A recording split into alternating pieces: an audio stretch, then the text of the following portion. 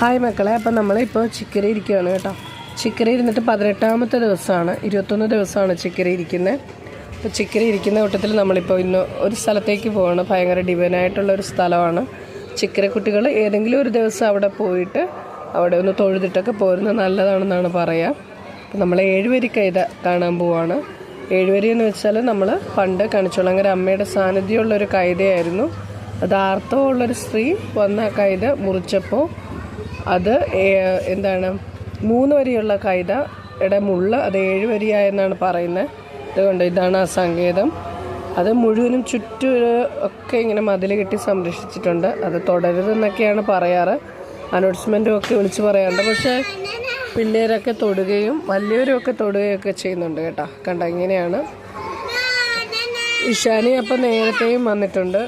അപ്പോൾ ഇഷാനി നേരത്തെ വന്നിട്ട് കണ്ടോ കൈതയുടെ തുമ്പ് കെട്ടിയിട്ടിരിക്കും. നമ്മുടെ ഏതെങ്കിലും ഒരു ആഗ്രഹം മനസ്സിൽ വിചാരിച്ചിട്ട് കൈതയുടെ തുമ്പ് കെട്ടിയാൽ ആ ആഗ്രഹം നടക്കുമെന്നാണ്. പക്ഷേ ഒരു തുമ്പ് പോലും കെട്ടാത്തതില്ലായിരുന്നു. അതുകൊണ്ട് നമുക്ക് അത് കെട്ടാനായിട്ട് പറ്റിയില്ല. കണ്ടോ എല്ലാത്തിൻ്റെയും തുമ്പ് ഇങ്ങനെ കെട്ടി അവർ ഏത് ഇടയ്ക്ക് വരെ കയറിയതൊക്കെ കെട്ടിയിട്ടിരിക്കുന്നുണ്ട്. ഒരു രക്ഷയില്ലായിരുന്നില്ല.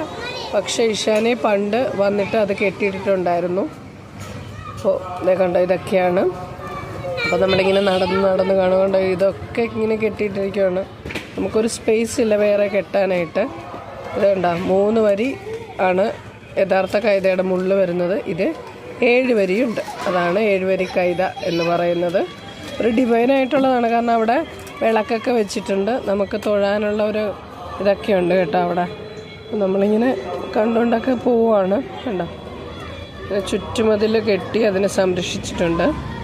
അപ്പോൾ നമ്മൾ അങ്ങനെ കണ്ട് വന്ന് ഇവിടെയാണ് ആ സങ്കേതം. അവിടെ വിളക്കും അതുപോലുള്ള ഒരു ഇതൊക്കെ വെച്ചിട്ടുണ്ട് അവർ. അവിടെ നമുക്ക് തൊഴാനായിട്ട് പറ്റും.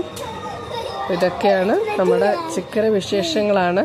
അപ്പോൾ നിങ്ങൾക്ക് ചിക്കരയുടെ ഈ വിശേഷം ഇഷ്ടപ്പെട്ടാൽ like, share, subscribe and comment.